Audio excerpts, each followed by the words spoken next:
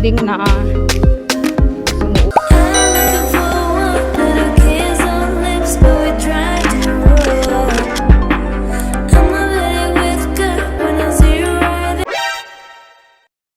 Good evening mga labs, it's me.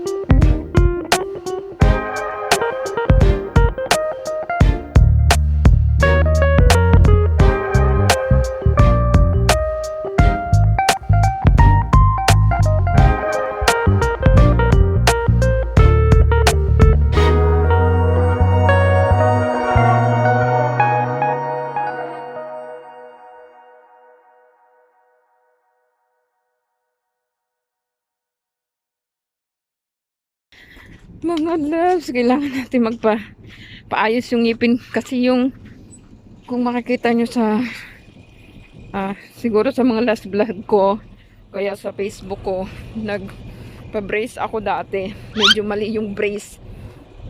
Di ba dapat pag nagpa-brace ina-x-ray muna kung okay sa brace. Ayan, palinis ako ng ngipin tapos na. Bilhin lang ako ng gamot. Tapos, ang lamig. Di ako makapagsalita. Ang lamig. Yun nga, yung Tapos na braces ko. Yun, siguro dahil doon gawan. Kaya nagka-uga-uga yung ngipin ko. Uga-uga yung ngipin ko ba. Yung sa unahan, ang sabi ng doktor doon sa yung nasa unahan, nagmo-moving na. So either tanggalin ko or palitan ng false teeth or i-root canal. Paano root canal yun? Oh yeah. I-root canal para ma-save yung ngipin. Ngayon, titingnan ko yung kanyang process ng ngipin ko. Maayos niya ang ngipin ko. Sana maayos niya.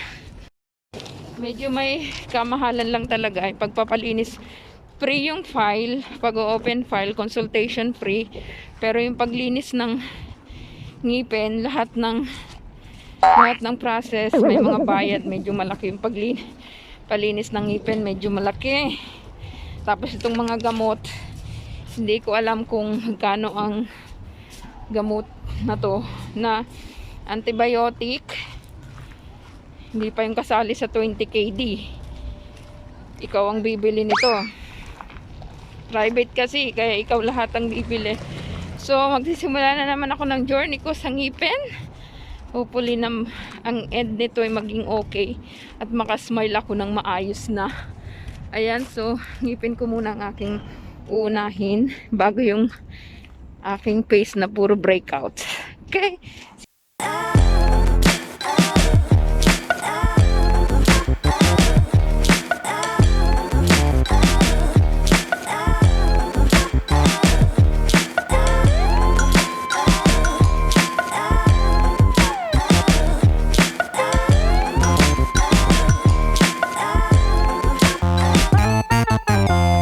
Afternoon mga loves at saka well, today is my day.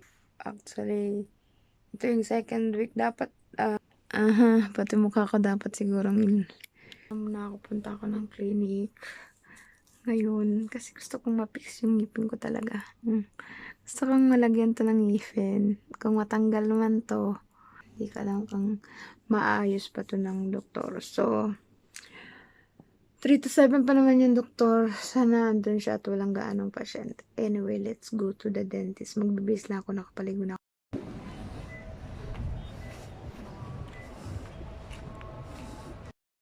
Yan, balik na ulit ako sa dentist ngayon. Tingnan ko kung anong magiging update. Lamig.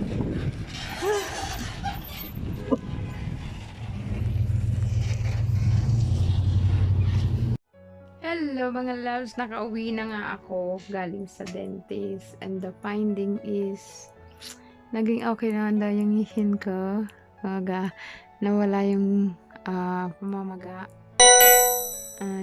Ayun, tapos ang findings niya ay either bunutin ko to, tapos magkakaroon ako ng false teeth, or pupunta ako sa gum specialist, which is mahal daw yun. Parang magti-treatment ako ng gum, operahan or something, I don't know. Basta mag-treatment ako, tapos mahal daw yun.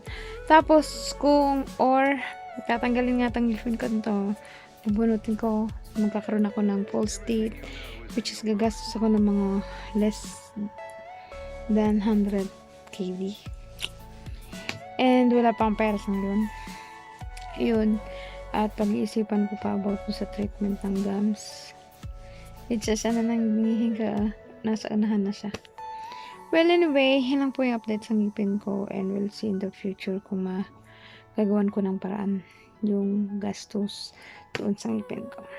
So, ayan na po ang aking update sa aking pangipin o pa-check up ng ngipin this here. So, thank you for watching. Kaya kayo, kung maganda yung ngipin nyo, alagaan nyo. Lagi kayo magpapalinis ng ngipin every 6 months, ganyan, or once in a year. Basta palinis kayo ng ngipin kasi para matanggal yung mga tartar na magkakos ng damage at damage sa ngipin mo, at also malalaman mo kung para mas maaga, kung bata ka pa, mas maaga na ipa-check up mo yung ngipin mo. Kung gusto mong ang maganda yung smile mo, ipa-check up mo na yung ngipin mo habang maaga pa. Magkano lang naman ang check up kaysa sa mga treatment. So ayun lang, advice lang na sana noon ko pa na paayos ang ngipin ko. But anyway, huli na, medyo may edad na rin tayo. And syempre kailangan na ng malaking gastusin dito sa ngipin ko para maging maayos. And napaka-weak talaga ng gums ko, kaya kailangan ko ng gum treatment, and we'll see. So yun lang mga loves, please do subscribe, like, and share para may pang gum treatment. Joke lang. Bye, God bless. Good thing is nakapagpalinis ako ng ngipin, and the bad thing is kailangan ko mag-ipon para sa aking gum treatment, which is medyo may kamahalan daw yun. So see ya! But you and I were meant for this. You know, sometimes we hide behind this illusion that we're done. Oh,